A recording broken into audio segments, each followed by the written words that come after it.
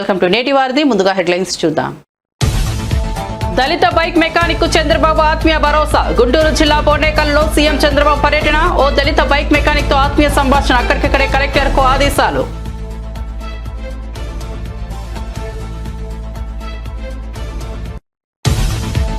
కంచగచ్చబౌలి భూముల వ్యవహారంపై హర్యానాలో స్పందించిన ప్రధాని మోదీ. అడవులపై బుల్డోజర్లు పంపడంలో తెలంగాణ ప్రభుత్వం బిజీగా ఉందన్న మోదీ.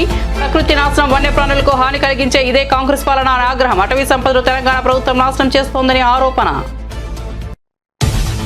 భూమన ఆరోపణలు విజిలెన్స్ నివేదికలో టీటీడీ ఈవో కౌంటర్. మాజీ చైర్మన్ భూమన ఆరోపణలు అవాస్తవమన్న ఈవో శ్యామలరావు. గోశాలలో గతంలోనే అవకతవకలు, పాత విజిలెన్స్ నివేదికల వెల్లడి. పురుగులు పట్టిన దాన, గడువు తీరిన మందుల వాడకం గతంలో జరిగాయని ఆరోపణ.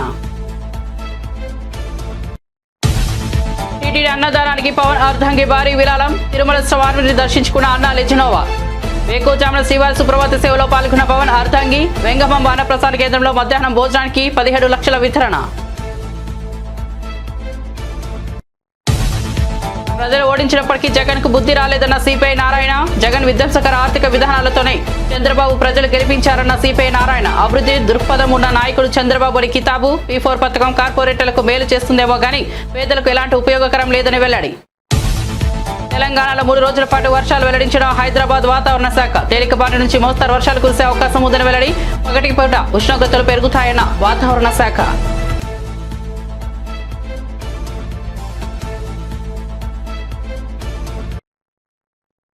ఇక వార్త వివరాల్లోకి వెళ్తే తెలంగాణ రాష్ట్రంలో రానున్న 3 రోజుల పాటు తేలికపాటి నుంచి మోస్తారు వర్షాలు కురిసే అవకాశం ఉందని హైదరాబాద్ వాతావరణ కేంద్రం వెల్లడించింది. రాష్ట్రంలోని కొన్ని జిల్లాల్లో అక్కడక్కడ ఈదురుగాలులతో కూడిన వర్షం కురిసే అవకాశం ఉందని పేర్కొంది.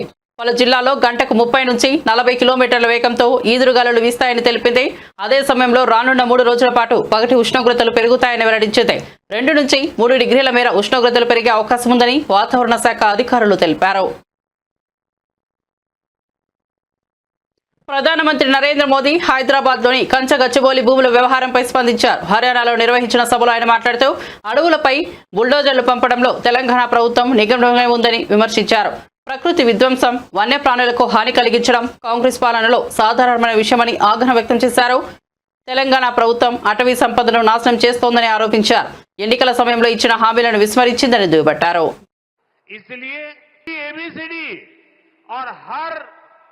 अक्षर के साथ कैसे कैसे उन्होंने टैक्स बढ़ाए उसका A to Z पूरा लिस्ट बना करके ये कर्नाटक की कांग्रेस सरकार की पोल खोल के रखी है.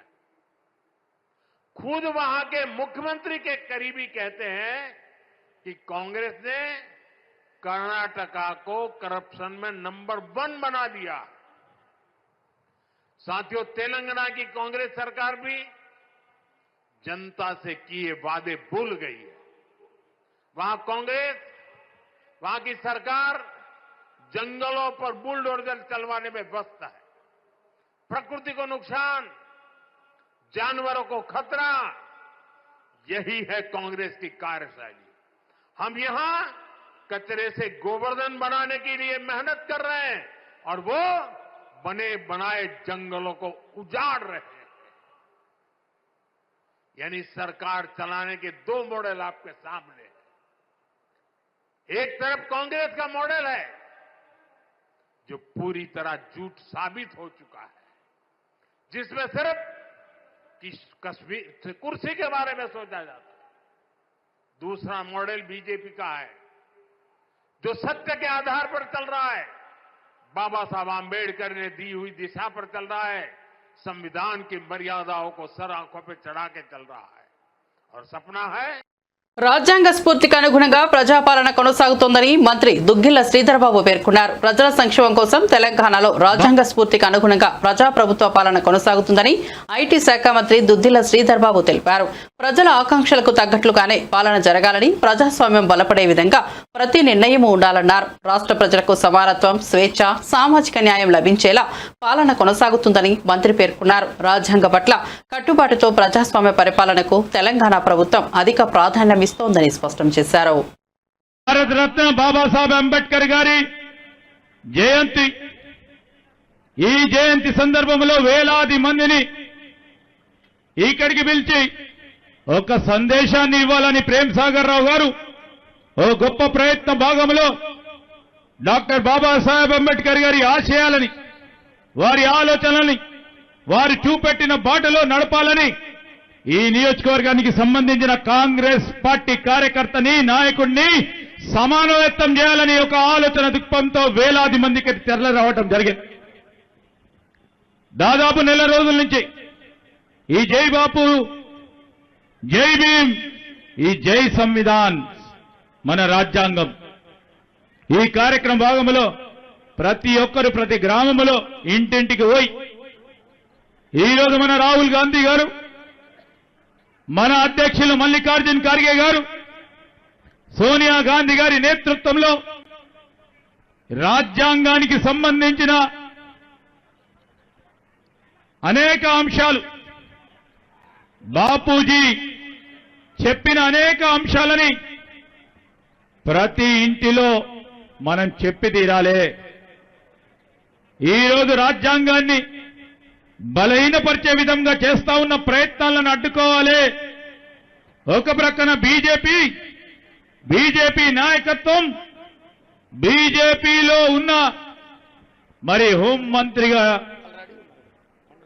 ఉన్న పెద్దలు రాజ్యాంగం విషయంలో, అంబేద్కర్ గారి విషయంలో ఏ విధంగా మాట్లాడటం జరిగింది, చులకనగా మాట్లాడటం జరిగింది, బలహీనపరిచే కార్యక్రమం జరుగుతా ఉన్న సందర్భంలో ఒక జాతీయ పార్టీగా, స్వాతంత్ర ఉద్యమంలో పాల్గొన్న పార్టీగా, బాపూజీ గారు ఇచ్చిన ఆదేశాలను నడిచిన పార్టీగా, రాజ్యాంగ రూపకల్పైన అంబేద్కర్ గారిని ఆనాడు కాంగ్రెస్ పార్టీ ప్రభుత్వ హయాంలో రాజ్యాంగాన్ని నిర్మాణం చేయాలని ఒక మేధావి మరి డాక్టర్ బాబాసాహెబ్ అంబేద్కర్ గారి అధ్యక్షన చేసిన కార్యక్రమాలు ఎక్కడ కూడా ప్రపంచంలో మన భారతదేశం పట్టం ఉన్నంత వరకు ఈ ప్రపంచ దేశాల్లో అగ్రగామిగా ముందుకు పోవాలని చేస్తా ఉన్న సందర్భంలో మరి వీరు బాపూజీ గాని, అంబేద్కర్ గారు గాని వారి ఆలోచన విధానాన్ని ఇంకా పెద్ద ఎత్తున ముందుకు తీసుకెళ్లాలని ఆలోచన చేస్తూ రాష్ట్ర ప్రభుత్వం తరఫున గౌరవ ముఖ్యమంత్రి రేవంత్ రెడ్డి గారు గాని, గౌరవనీయులు deputy chief minister Bhatti Vikramarka గారు కానీ ఈ రోజు మనం అందరం చూస్తా ఉన్నాం. దళిత సోదరులకి సంబంధించి గత ప్రభుత్వం, గత కాంగ్రెస్ పార్టీ ప్రభుత్వ హయాంలో ఎస్సీ ఎస్టీ సప్లాన్ తీసుకొస్తే మొట్టమొదటిసారి దేశంలోనే ఒక కొత్త కార్యక్రమాన్ని ఎస్సీ ఎస్టీ సప్లాన్ తీసుకొస్తే అంబేద్కర్ గారి ఆలోచన మేరకు ఈరోజు మళ్ళా తిరిగి కాంగ్రెస్ పార్టీ ప్రభుత్వం డాక్టర్ బాబాసాహెబ్ అంబేద్కర్ అందించిన రాజ్యాంగాన్ని కాపాడిన నేత వైఎస్ జగన్మోహన్ రెడ్డి అని బాపట్ల జిల్లా వైఎస్ఆర్సీపీ అధ్యక్షుడు మేరుగ నాగార్జున స్పష్టం చేశారు. ప్రతి ఒక్కరూ సమానంగా ఉండాలన్న అంబేద్కర్ ఆలోచనలకు తగ్గ పాలనను జగన్ అమలు చేశారని అన్నారు. కాగా అంబేద్కర్ స్మృతివనాన్ని పీపీపీకి అప్పగించాలన్న కుట్రను కూటమి ప్రభుత్వం చేస్తోందని మండిపడ్డారు. అంబేద్కర్ పేరుతో వ్యాపారం చేయాలనుకోవడం దారుణమని, అలాంటి చర్యలకు సీఎం చంద్రబాబు ప్రయత్నిస్తే ఉద్యమాలతో అడ్డుకుంటామని హెచ్చరించారు. సువిశాలంగా ఉండాలని, అస్పృశ్యత అంటరానితనం ఉండకూడదని, అందరూ సమానంగా ఉండాలని, మన దేశ రాజ్యాంగాన్ని ప్రపంచ దేశాలు కూడా ఈరోజు చాలా ఉన్నతంగా చూసే విధంగా భారతదేశానికి రాజ్యాంగాన్ని ప్రసాదించిన మహానుభావుడైనటువంటి అంబేద్కర్ గారి యొక్క పుట్టినరోజు. చాలా ఆనందం. ప్రపంచ వ్యాపితంగా ఉన్నటువంటి అంబేద్కర్ ఆలోచన పరులు, మేధావులు, విజ్ఞులు అందరూ ఈరోజు అంబేద్కర్ గారి జన్మదినాన్ని పురస్కరించుకుని అనేక వేడుకలు చేసుకుంటా ఉన్న తరుణం. పర్టికులర్ గా ఆంధ్రప్రదేశ్ లో బాబాసాహెబ్ ఆలోచన విధానం విరాజిల్లాలని, అంబేద్కర్ గారి యొక్క ఆలోచన ఈ దేశానికే శరణ్యమని ఆలోచించినటువంటి రాజకీయ నాయకులను చాలా మంది చూశాం. వారందరిలో అతి ముఖ్యమైనటువంటి వ్యక్తి, రాజ్యాంగ విలువలను కాపాడిన వ్యక్తి, అంబేద్కర్ ఆలోచన విధానంలో పరిపాలన చేసిన వ్యక్తి మాజీ ముఖ్యమంత్రి వర్యులు జగన్మోహన్ రెడ్డి గారు. జగన్మోహన్ రెడ్డి గారి పరిపాలన అంబేద్కర్ ఆలోచన విధానానికి ముడిపడి ఉంది అని చెప్పడానికి గర్విస్తా ఉన్నాం. అంబేద్కర్ గారు కోరుకున్నది చదువు, ఆరోగ్యం, సమాజంలో అందరూ కలిసి ఉండాలని, వారి స్థితిగతులు మెరుగుపడాలని, ఉన్నత శిఖరాలకు వెళ్లాలని ప్రతి పౌరుడు ఆలోచిస్తే ఆ ఆలోచన ప్రకారమే జగన్మోహన్ రెడ్డి గారు పరిపాలన చేశాడు. సమాజంలో చదువే ప్రామాణికం, అసమానతలు పోవాలంటే చదువు కావాలని కోరిన అంబేద్కర్ యొక్క ఆలోచన విధానాన్ని భుజాన వేసుకుని జగన్మోహన్ రెడ్డి గారు చదువుకు ప్రయారిటీ ఇచ్చి ఈ దేశంలో ఏ రాష్ట్రంలో చేయని విధంగా చదువులమ్మ తల్లిని ఆంధ్రప్రదేశ్ లో ఓరలాడించి ఈ పేద బడుగు బలహీన వర్గాలు, ఉన్నత కులాల్లో పేదవారు, చదువుకు దూరంగా ఉన్న వాళ్ళందరూ ఉన్నత శిఖరాలకు వెళ్లి ఇంగ్లీష్ చదవాలని ఇంగ్లీష్ మీడియంలో ప్రవేశపెట్టి ఈ రాష్ట్రంలో ఒక చరిత్ర సృష్టించారు. అలాగే ఆరోగ్యానికి సంబంధించి ఏ పేదవాడైనా ఎవరి మీద ఆధారపడకుండా డైరెక్ట్ గా ఏ హాస్పిటల్కైనా వెళ్లి కార్పొరేట్ హాస్పిటల్లో చూపించే విధంగా గొప్ప పరిపాలన అందించారు. సామాజికంగా గుండె మీద చేసుకుని ధైర్యంగా బ్రతకడానికి అవకాశం కలిగే విధంగా పరిపాలన చేసి జగన్మోహన్ రెడ్డి గారు తానుకు తానై అంబేద్కర్ వారసుడిగా భుజాన వేసుకుని పనిచేశాడు. విజయవాడ నడిబొడ్డున 125 అడుగుల విగ్రహాన్ని 450 కోట్ల రూపాయలు వెచ్చించి 81 అడుగుల పెడస్టల్ లో 125 అడుగుల విగ్రహాన్ని ఏర్పాటు చేసి భారతానికి అందించినటువంటి మహనీయుడు జగన్మోహన్ రెడ్డి గారు. అంబేద్కర్ ఆలోచన విధానం భావితరాల భవిష్యత్తుకు ఉపయోగపడాలని గొప్ప ఆలోచనతో ఈ యొక్క అంబేద్కర్ విగ్రహాన్ని, ఈ శిలారూపాన్ని, ఈ యొక్క బ్రహ్మాండం వంటి విజయవాడ నడిపట్ల ఈ గొప్ప ప్లేస్ ఇచ్చి అంబేద్కర్ గారిని గౌరవించుకుంటే ఈ రోజు చాలా బాధపడతా ఉన్నాం. ఎందుకంటే రాష్ట్ర ప్రభుత్వం అంబేద్కర్ గారిని తాకట్టు పెట్టింది. ఏపీ ముఖ్యమంత్రి చంద్రబాబు అంబేద్కర్ జయంతి సందర్భంగా గుంటూరు జిల్లా పొండేకలలో ఎస్సీ కాలనీలో పర్యటించారు. స్థానికంగా ప్రవీణ్ అనే యువకుడు బైక్ రిపేర్ షాప్ కు వెళ్లారు.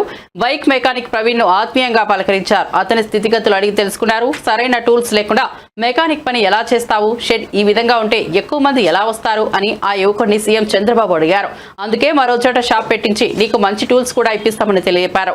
వెంటనే జిల్లా కలెక్టర్ ను పిలిచారు. యువకుడు ప్రవీణ్ కు మరో మంచి ప్లేస్ లో బైక్ మెకానిక్ షెడ్ కట్టించి సరైన పనిముట్లు అందించాలని ఆదేశించారు. అతడికి స్కిల్ డెవలప్మెంట్ ట్రైనింగ్ ఇప్పించాలని స్పష్టం చేశారు. ఇల్లు కూడా మంజూరు చేయాలన్నారు. రెండు ఇది కాలువపురం ఇల్లు కట్టలేరు కదా ఇక్కడ ఎట్లా చేయగలుగుతారు?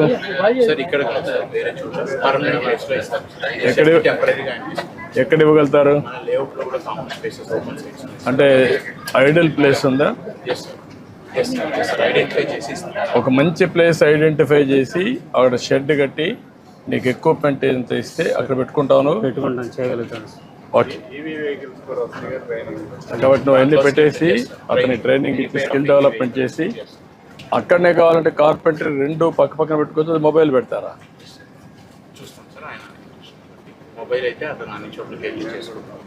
అదే ఫాలో అప్ చేసి రెండు మీరు ఏం చేయగలుగుతారో వర్కౌట్ చేయండి. దానిపైన ఏం చేయండి సరిపోతుంది. నాకు వీళ్ళని సెటిల్ చేయాలి. ఓకే, మనం చేస్తాం. అది అది సార్ స్కానర్ సరిగ్గా లేవు సార్. స్కానర్ కూడా ఇరిగిపోయింది. కొన్ని ఇక్కడ పెట్టాను సార్. కొన్ని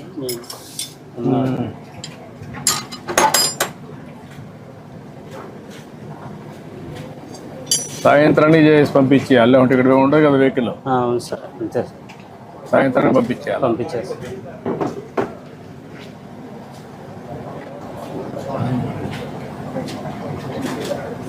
ఈ మార్గం షెడ్ ఉంటే వచ్చేవాళ్ళు కూడా తక్కువ వస్తారు కదా. వచ్చేవాళ్ళు కూడా నమ్మకం ఉండదు కదా. నీ దగ్గర అన్ని పనిముట్లు లేవు. పని బాగానే చేస్తాం కానీ ఎక్విప్మెంట్ సామాన్లు పని నువ్వు పని చేయగలుగుతావు. పనిముట్లు కూడా ఉంటే అప్పుడు ఈజీగా ఉంటుంది. అట్లా లేకుండా ఉంటే నువ్వు ఎంత కష్టపడినా లాభంలే కదా. ఓకే, నేను మాట్లాడు చేయమంటా అన్ని ధైర్యంగా.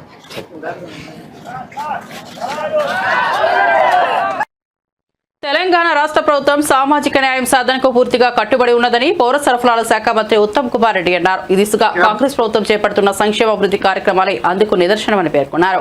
ప్రతి వర్గానికి సమానంగా న్యాయం జరిగేలా చర్యలు తీసుకుంటున్నామని తెలిపారు. కాంగ్రెస్ పార్టీ ఆవిర్భావం నుంచి సామాజిక న్యాయం సాధనే లక్ష్యంగా పలు కీలక నిర్ణయాలు తీసుకున్న విషయాన్ని గుర్తు చేశారు. సమానత్వం, సమదూర పాలనకు కాంగ్రెస్ తపన పడుతోందని మంత్రి స్పష్టం చేశారు. అనేదానికి మేము పొలిటికల్ ఎగ్జిక్యూటివ్ కంటే ఒక న్యాయ వ్యవస్థకి ఈ పని అప్పజెప్పాలనే ఉద్దేశంతో మా రికమెండేషన్ మేరకు రాష్ట్ర కేబినెట్ గౌరవనీయులు పెద్దలు అపారమైన న్యాయ వ్యవస్థలో జిల్లా జడ్జి నుంచి హైకోర్టు జడ్జి వరకు అపారమైన అనుభవం ఉన్న, సామాజిక న్యాయం స్ఫూర్తి ఉన్న సామాజిక స్ఫూర్తున్న జస్టిస్ షమీమ్ అఖ్తర్ గారిని 1 మ్యాన్ జ్యుడిషియల్ కమిషన్ గా ప్రభుత్వం నియమించింది. వారు చాలా సీరియస్ గా, సిన్సియర్ గా, కమిటెడ్ గా అతి తక్కువ సమయంలో వారి అమూల్యమైన సమయం కేటాయించి వారు సుమారు 8,000 పై చిలుకు రిప్రజెంటేషన్స్ తీసుకొని అవన్నీ స్టడీ చేసి, అదేవిధంగా ప్రభుత్వం నుంచి వారికి కావాల్సిన డేటా, అంటే ఇప్పటి వరకు ఎస్సీస్ లో, ఎస్సీ సబ్ క్యాస్ట్ లో, పబ్లిక్ ఎంప్లాయ్మెంట్ లో ఏం ఫిగర్స్ ఉన్నాయి, ఎడ్యుకేషన్ లో ఏం ఫిగర్స్ ఉన్నాయి, అదేవిధంగా ఇప్పటి వరకు ఎవరు లబ్ధి పొందుతున్నారు, మొత్తం మరి ఒక వాల్యూమినస్ డేటా వారికి అప్పచెప్తే అది వారు పూర్తిగా పరిశీలించి 3 కేటగిరీస్ గా విభజించాలని వారు రికమెండ్ చేశారు. గ్రూప్ 1 కింద కొన్ని ఉపకులాలు, గ్రూప్ 2 కింద కొన్ని ఉపకులాలు, గ్రూప్ 3 కింద కొన్ని ఉపకులాలు. ఏ గ్రూప్ కి ఈ 15% లో ఎంత ఇవ్వాలని కూడా వారి నిర్ణయం మేరకు ఇవ్వడం జరిగింది. గ్రూప్ 1 కి 1%, గ్రూప్ 2 కి 9%, గ్రూప్ 3 కి 5% అని పూర్తిగా వారి రికమెండేషన్ మేరకు మరి మా కేబినెట్ సబ్ కమిటీ కేబినెట్ కి మరి రికమెండ్ చేయడం జరిగింది. కేబినెట్ దాన్ని ఆమోదించింది. దాని ద్వారా శాసనసభలో మేము ఒక చట్టం తీసుకొచ్చి ప్రవేశించినాం. శాసనసభలో ఆ చట్టం పాస్ అయింది. రాష్ట్రంలో రెడ్ బుక్ రాజ్యాంగాన్ని అమలు చేస్తూ ప్రజాస్వామ్యాన్ని అవగాహన పరిచేలా కూటమి ప్రభుత్వం వ్యవహరిస్తోందని వైఎస్ఆర్సీపీ ప్రధాన కార్యదర్శి గడికోట శ్రీకాంత్ రెడ్డి తీవ్రంగా ధ్వజమెత్తారు. జగన్ పై గతంలో దాడి చేసిన వ్యక్తి ఇంటికి మాజీ డీజీ ఏబీ వెంకటేశ్వర్లరావు వెళ్లడం దేనికి సంకేతమని ప్రశ్నించారు. ఇది కేవలం సానుభూతి ప్రదర్శన కాదు, రాజకీయాల కుట్ర భాగమేనన్నారు. జగన్ భద్రతలో సరిగా వ్యవహరించుకోవడం వెనుక కుట్రలే ఉన్నాయని ఆరోపించారు. ఆయన్ని లేకుండా చేయాలనే దుష్ప్రయత్నాలు పక్కా ప్రణాళికతో జరుగుతున్నాయంటే ప్రజాస్వామ్యానికి ఇదే ప్రమాద గంటిక అని హెచ్చరించారు. అవమానపరిచే రీతిలో ఈరోజు ప్రభుత్వాలు తన పాలన కొనసాగిస్తున్నాయి. ఒక వ్యక్తి విశాఖపట్నం ఎయిర్పోర్ట్లో మాజీ ముఖ్యమంత్రి, అప్పుడు ప్రతిపక్ష నేత అయినటువంటి వైఎస్ జగన్మోహన్ రెడ్డి గారు పాదయాత్రలో భాగంగా ఎయిర్పోర్ట్కి వచ్చినప్పుడు అక్కడ ఏ రకంగా ముందస్తు ప్రణాళికతో హత్యాయత్నం జరిగిన అంశం అందరికీ కూడా తెలుసు. వాడినటువంటి ఆయుధం దగ్గర నుంచి వాళ్ళు ఏ రకంగా తనను అంతమొందించాలా అటువంటి ప్రణాళిక రూపొందించారో ఆ రోజు మనం చూసాం. శ్రీనివాసరావు అనే వ్యక్తి ఆ ప్రయత్నం చేశాడని కూడా మనకందరికీ తెలుసు. అతను చేసినటువంటి తప్పును ఆ రోజు సరైన రీతిలో ఖండించకపోగా హేళనగా చేస్తూ, వాడిన ఆయుధాన్ని వేరే రకంగా మాట్లాడుతూ, ఆ ప్రయత్నం హేళనగా చేస్తూ కేసు నీరుగారే ప్రయత్నం చేశారు. అప్పుడు ఎన్నికల సమయంలో కానీ, మన ఎన్నికల సమయంలో కానీ వాళ్ళ ఇంటికి టీడీపీ నాయకులు వెళ్ళటం, ఈ రోజున గౌరవ మాజీ ఐపీఎస్ అధికారి అయినటువంటి ఏబీ వెంకటేశ్వరరావు గారు ఆయన ఇంటికి వెళ్ళటం, ఆయనతో ముచ్చటించడం, అతనితో చర్చలు జరపటం ఎంతవరకు సమంజసం? హేటెడ్ రాజకీయాలకు తెరదింపుతున్నారు వీళ్ళంతా. ద్వేషించే రాజకీయాలు తీసుకొస్తున్నారు. ప్రజాస్వామ్యపరంగా వెళ్దాం, ప్రజలు ఏదైతే మనల్ని నమ్మి వాళ్ళు ఉన్నారో, గత స్ఫూర్తితో గౌరవ అంబేద్కర్ గారు, గాంధీజీ గారి మహనీయులు ఏదైతే ఆశించారో వాళ్ళ యొక్క అడుగుజాడలో నడవకుండా ఎవరైతే ప్రతిపక్షంగా ఉన్నారో వాళ్ళు టార్గెట్ చేసుకుంటూ, వ్యక్తిత్వ హననాలకు పాల్పడుతూ, టార్గెట్ చేస్తూ ఇటువంటి ప్రయత్నాలు చేస్తుండడం సమంజసమా? ఏదైతే హత్య చేయాలి అని చెప్పి భావించిన వ్యక్తిని తన నిర్దోషముగా ఇది కాలేదు, అయినా తనతో చర్చలు జరపడం, ఒక మాజీ డీజీగా పనిచేసిన వ్యక్తి, రాష్ట్రానికి ఇంటెలిజెన్స్ చీఫ్గా పనిచేసిన వ్యక్తి ఇంటికి వెళ్ళి తనతో ముచ్చటించడము అని అంటే ఎటువంటి ఆలోచనలు మీకు వస్తున్నాయన్నటువంటిది ఒకసారి ఆలోచన చేయమంటున్నా. ఎన్నికల ముందు దళితులు గిరిజనుల కోసం చెప్పిన హామీలను రేవంత్ రెడ్డి ప్రభుత్వం పూర్తిగా విస్మరించిందని బీఆర్ఎస్ వర్కింగ్ ప్రెసిడెంట్ కేటీఆర్ మండిపడ్డారు.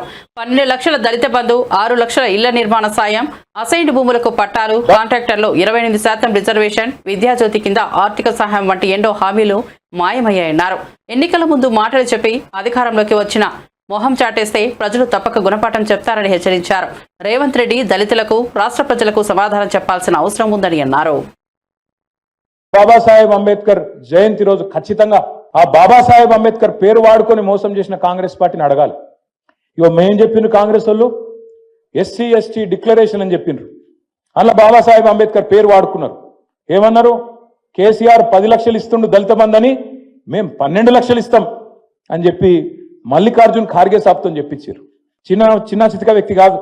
All India Congress committee president, భారత జాతీయ కాంగ్రెస్ అధ్యక్షుడు మల్లికార్జున్ ఖార్గే సాబు చేవెళ్ళకొచ్చి ఎస్సీ ఎస్టీ డిక్లరేషన్ రిలీజ్ చేసి 12 లక్షలు ఇస్తామని చెప్పిండు.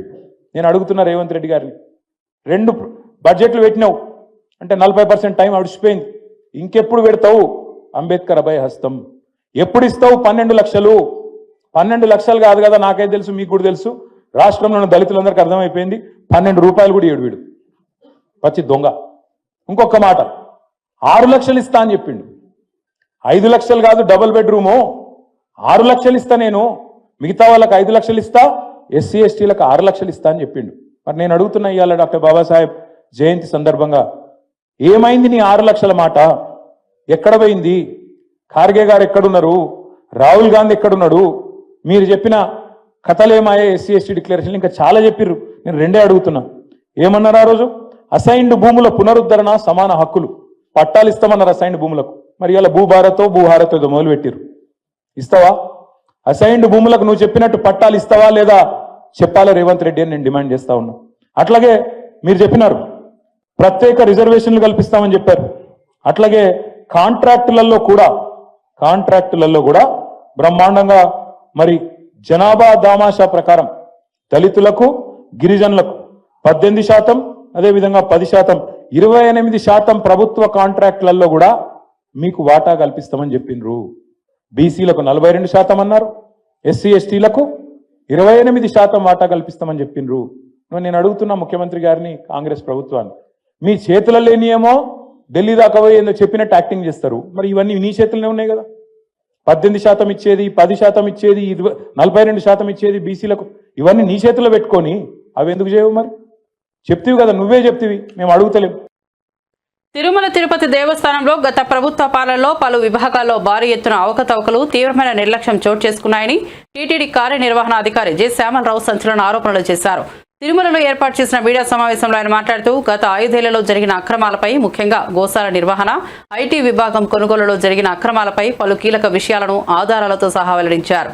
ముఖ్యమంత్రి చంద్రబాబు ఆదేశాల మేరకు టీటీడీలో వ్యవస్థల ప్రక్షాళనకు చర్యలు చేపట్టినట్లు తెలిపారు. టీటీడీ గోశాల నిర్వహణపై మాజీ చైర్మన్ భూమన కరుణాకర్ రెడ్డి ఇటీవల చేసిన ఆరోపణలను ఈవో శ్యామలరావు తీవ్రంగా ఖండించారు.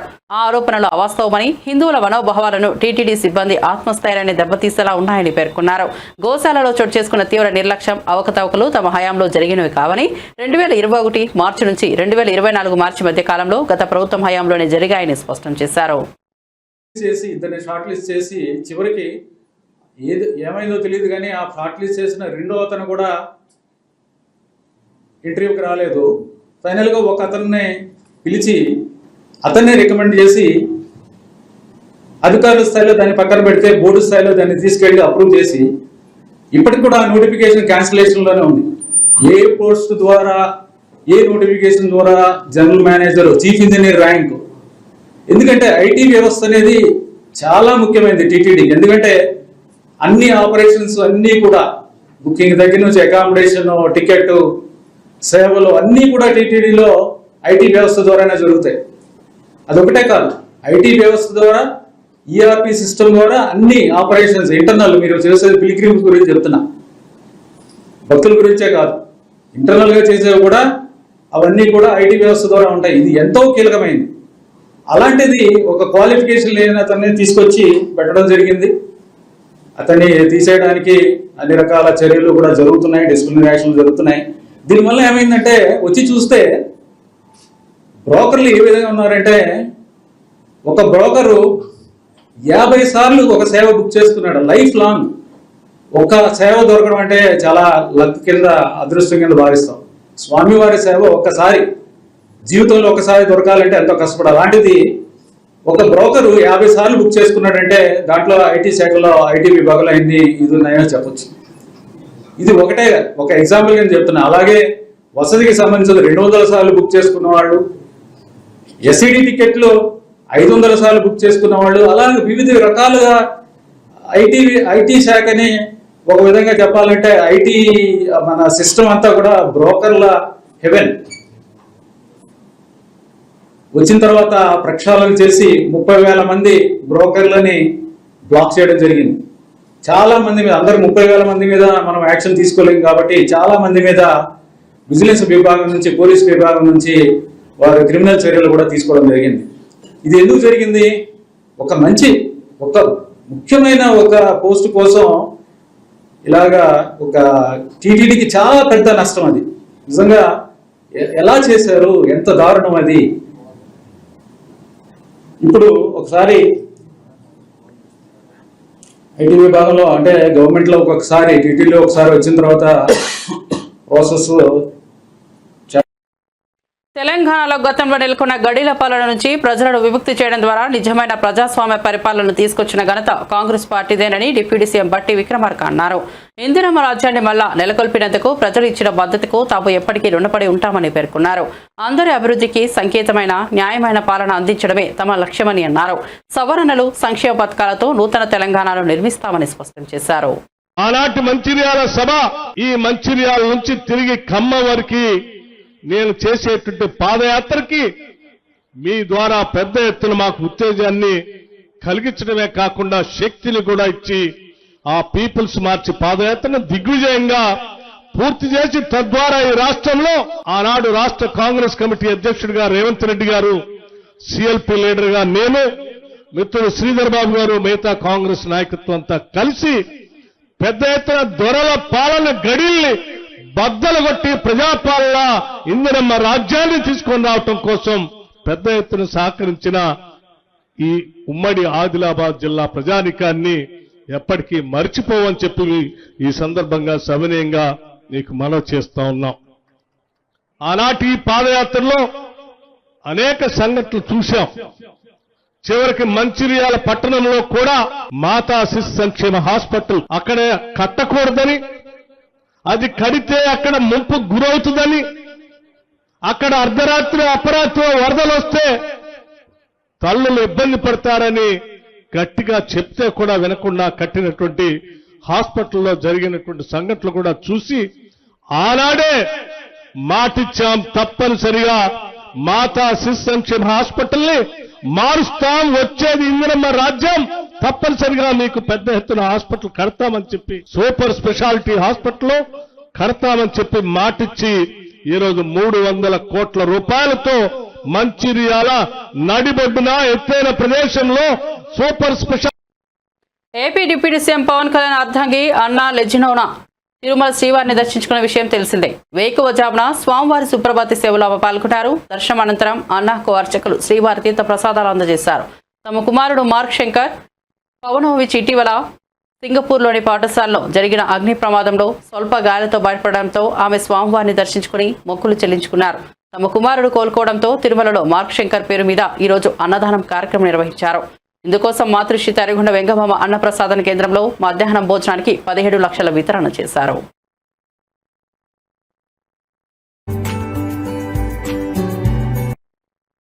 ప్రజలు ఓడించిన జగన్మోహన్ రెడ్డికి బుద్ధి రాలేదని సిపిఐ జాతీయ కార్యదర్శి నారాయణ అన్నారు. గుంటూరు జిల్లా మంగళగిరి మండలంలోని కాకానిలో ఆయన పర్యటించారు. సిపిఐ జన సేవాదళ శిక్షణా తరగతుల శిబిరాన్ని సందర్శించారు. అనంతరం మీడియాతో మాట్లాడిన గత జగన్ ప్రభుత్వం అనాలోచిత నిర్ణయాలతో ఆర్థిక విధ్వంసం, వికృత చర్యలకు పాల్పడుతుండటంతో రాష్ట్రంలో లక్షలాదిగా నిర్మించిన గృహాలు నిరుపయోగంగా మారి వ్యాపారులు, వినియోగదారులు తీవ్రంగా నష్టపోయారన్నారు. విజయవాడ కనకదుర్గ వారధి నుంచి ఆచార్య నాగార్జున యూనివర్సిటీ వరకు నిర్మించిన బహుళ అంతస్తులు నిరుపయోగంగా మారాయని అన్నారు. సాగునీటి ప్రాజెక్టులు నిర్వీర్యం చేశారన్నారు. వీధి పోరాటాలు తప్పదు. అక్కడ మైనారిటీస్ని కాపాడాలన్నా, పేద ప్రజల యొక్క ఉద్యమాన్ని కాపాడాలన్నా ప్రజాస్వామ్యాన్ని కాపాడాలన్నా, లౌకిక వ్యవస్థను కాపాడాలన్నా, చివరికి రాజ్యాంగాన్ని కాపాడాలన్నా కూడా ఇలాంటి దళం ప్రాముఖ్యత ఉందనే ఉద్దేశంతోనే మేము ట్రైనింగ్ క్యాంప్ ఇస్తున్నాం. ఇది దేశవ్యాప్తంగా జరుగుతూ ఉన్నాయి. ఈ అపార్ట్మెంట్ చూడండి, కనకదుర్గ టెంపుల్ నుంచి నాగార్జున యూనివర్సిటీ వరకు కొన్ని వేల ఇండ్లు కట్టి ఆగిపోయినాయి. అంటే బ్యాంకు లోన్ తీసుకున్నారు, సొంత డబ్బులు పెట్టారు, దాదాపు 5-6 ఇండ్లు మొత్తం ఖాళీ అయిపోయినాయి, అంటే ఆగిపోయినాయి. ఎంత క్రిమినల్ వేస్ట్ ఇది? ఎవరు తిన్న పడేది? వ్యాపారం చేసుకున్న వాళ్ళు లాభపడలే, కొనుక్కున్న వాళ్ళు లాభపడలే. ఎవరి కోసం నాకు అర్థం కాలేదు. అంటే దీన్ని శాడిజం అనరా? నేను ఏదో ఒక మాట జగన్ అంటే అందరూ రకరకాలు అంటున్నారు, కడుపు బండి అంటున్నా. ఇన్ని వేల కోట్ల రూపాయల ఆస్తి మొత్తం బుగ్గిపాలు చేసినటువంటి అపకీర్తి ఎవరికైనా వస్తే జగన్కే వస్తుంది, ఇంకెవరికి వస్తుంది? అంటే మేము ప్రతిపక్షం ఉన్నాం కదా, మా జోలి ఎందుకు వస్తారంటున్నారు. మీరు ప్రతిపక్షంలో ప్రతిపక్షం వహించుంటే మాకేం అభ్యంతరంలా, అధికార పార్టీ పాత్ర ఇస్తే మాకేం అభ్యంతరంలా. కానీ ముగించే ముందు హెడ్లైన్స్ మరోసారి చూద్దాం. దళిత బైక్ మెకానిక్ కు చంద్రబాబు ఆత్మీయ భరోసా. గుంటూరు జిల్లా బోర్నేకల్లో సీఎం చంద్రబాబు పర్యటన. ఓ దళిత బైక్ మెకానిక్ తో ఆత్మీయ సంభాషణ. అక్కడికక్కడే కలెక్టర్ కు ఆదేశాలు.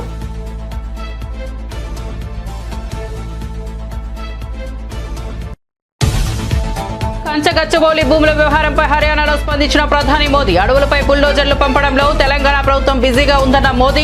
ప్రకృతి నాశనం, వన్యప్రాణులకు హాని కలిగించే ఇదే కాంగ్రెస్ పాలన అని ఆగ్రహం. అటవీ సంపదను తెలంగాణ ప్రభుత్వం నాశనం చేస్తోందని ఆరోపణ. భూమన ఆరోపణలు విజిలెన్స్ నివేదికలో టీటీడీ ఈవో కౌంటర్. మాజీ చైర్మన్ భూమన ఆరోపణలు అవాస్తవమన్న ఈవో శ్యామలరావు. గోశాలలో గతంలోనే అవకతవకలు, పాత విజిలెన్స్ నివేదికల వెల్లడి. పురుగులు పట్టిన దానా, గడువు తీరిన మందుల వాడకం గతంలో జరిగాయని ఆరోపణ. టీటీడీ అన్నదానానికి పవన్ అర్ధంగి భారీ విరాళం. తిరుమల స్వామిని దర్శించుకున్న అన్నా లెజినోవా. వేకోజామున శ్రీవారి సుప్రభాత సేవలో పాల్గొన్న పవన్ అర్ధంగి. వెంగమాంబ అన్నప్రసాద కేంద్రంలో మధ్యాహ్నం భోజనానికి 17 లక్షల వితరణ. ప్రజలు ఓడించినప్పటికీ జగన్ కు బుద్ధి రాలేదన్న సిపిఐ నారాయణ. జగన్ విధ్వంసకర ఆర్థిక విధానాలతోనే చంద్రబాబు ప్రజలు గెలిపించారన్న సిపిఐ నారాయణ. అభివృద్ధి దృక్పథం ఉన్న నాయకుడు చంద్రబాబు అని కితాబు. P4 పథకం కార్పొరేటర్లకు మేలు చేస్తుందేమో గానీ పేదలకు ఎలాంటి ఉపయోగకరం లేదని వెల్లడి. తెలంగాణలో 3 రోజుల పాటు వర్షాలు వెల్లడించిన హైదరాబాద్ వాతావరణ శాఖ. తేలికపాటి నుంచి మోస్తరు వర్షాలు కురిసే అవకాశం ఉందని వెల్లడి. పగటికి పూట ఉష్ణోగ్రతలు పెరుగుతాయన్న వాతావరణ శాఖ.